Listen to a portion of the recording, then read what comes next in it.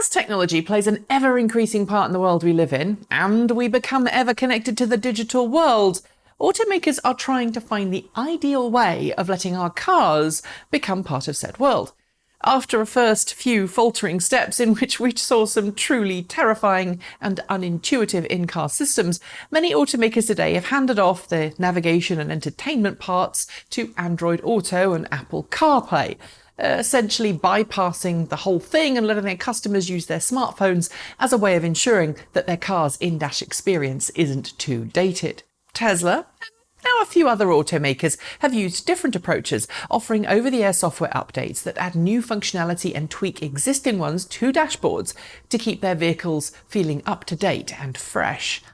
Of course, Tesla's center console, that massive 17-inch portrait display in the Model S and X and 15-inch landscape one in the Model 3, is applauded by many as like having a giant touchscreen iPad in the middle of your car, and essentially the thing that everyone should follow.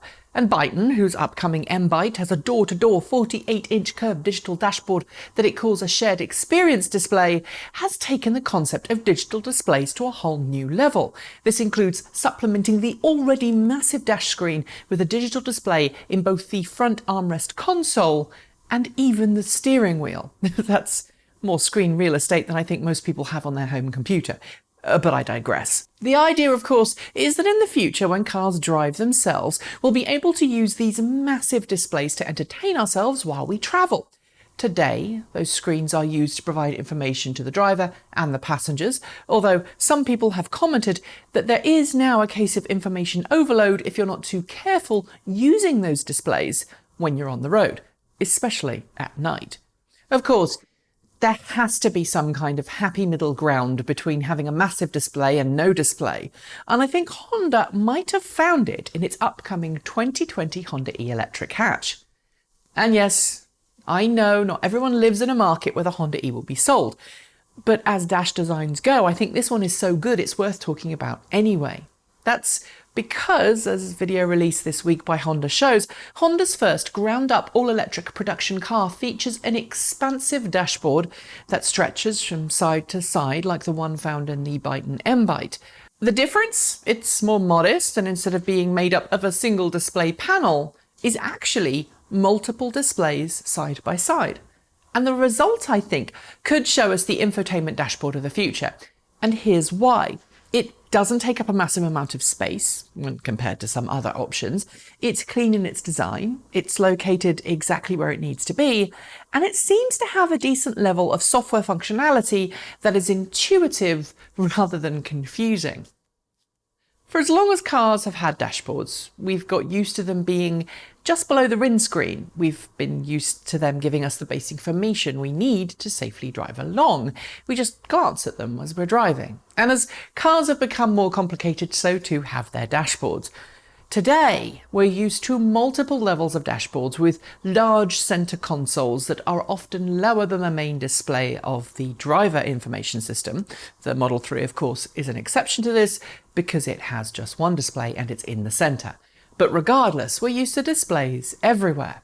But here's the problem. The large center console just below the dash, often below air conditioning vents, might have become the norm for most cars, but in order to look at it, you have to actually glance down, which in of itself can lead to distracted driving. Honda's approach, just like Byton's, is to put the display just below the window and as close to the window line as possible.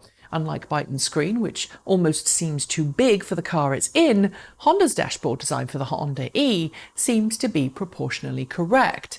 It doesn't appear to be overbearing, and because of the viewing angle, seems to be less likely to catch the glare that Byton's does. Of course, that could be something to do with the finish in each vehicle, so I'm going to leave it at that. This not only makes it far easier to glance down and safer to do so, but also makes for a much cleaner dash line and a more open cabin space. In a small city car with limited space inside, opening that space up by pushing the dash forward really helps. While I'm sure some people will bemoan the fact that the production Honda E gets any dash displays at all, there is something to be said for the simplicity of a single speedometer and a couple of warning lights, especially in a small city car. Hey, it was fine for the original Mini, right? The Honda E's dashboard is split up between 5 different screens.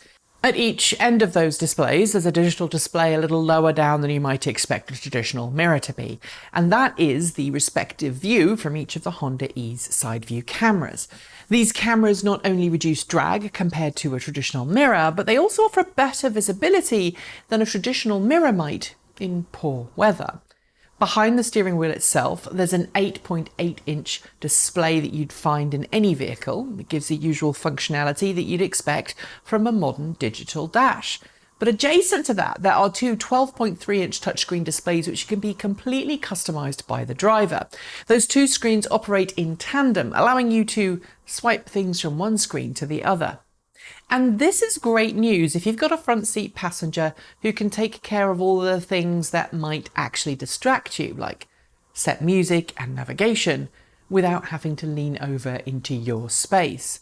It's also possible, as Honda notes, for the passenger to look for something on the right-hand screen without taking away the navigation or whatever else the driver has in their line of sight on the screen nearest to them. Honda has also included Apple CarPlay and Android Auto connectivity, but it's not clear how these will work alongside Honda's seemingly intuitive operating system that reminds me very much of what you'd expect from a tablet, including the ability to just swipe things to the next screen. Honda says the Honda E will come with an AI voice assistant, which it claims makes full hands-free operation possible. Again, this, if it works, should eliminate some of the distractions that would be possible with your average large touchscreen display. Only time will tell, of course, if that will be the case or not, as there's often a big gulf between what an automaker says its AI system should do and what actually happens. But I should note that voice assistants in cars have gotten a lot better in recent years. Designing digital dashboards is a lot harder than you might think, and while multi-level and multi-screen displays are now the norm in the industry, I think the clean lines and not too large displays of a Honda E Dash is what automakers should be looking to emulate. Add in over-the-air updates, and you're left with a highly customizable dash that isn't overbearing or distracting. And I think that should enable us to get the tech we want without making things stupid or dangerous. What do you think? That's it. Thanks for joining me, and I'll see you next time.